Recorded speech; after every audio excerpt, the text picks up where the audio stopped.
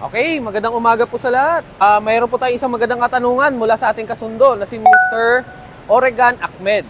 Paano po magpa-activate kung nawala ang dati mong SIM card? Okay, so ngayon medyo magulo activate ba ng bagong number or reactivation ng account? So unahin muna natin yung pagpapalit ng number. If nawala po ang dating SIM card, kailangan nyo lang po magkaroon or kumuha ng isang affidavit of loss na galing po sa isang notary public at dadalhin nyo lang po rito sa office para po ma-process ang inyong activation ng bagong number. Okay, ngayon, lipat naman tayo sa reactivation ng account.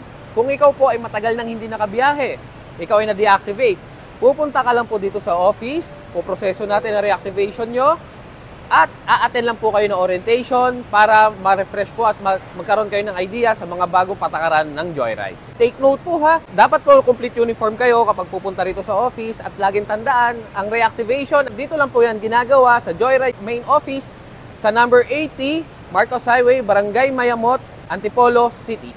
Ingat po lagi mga kasundo, ride safe!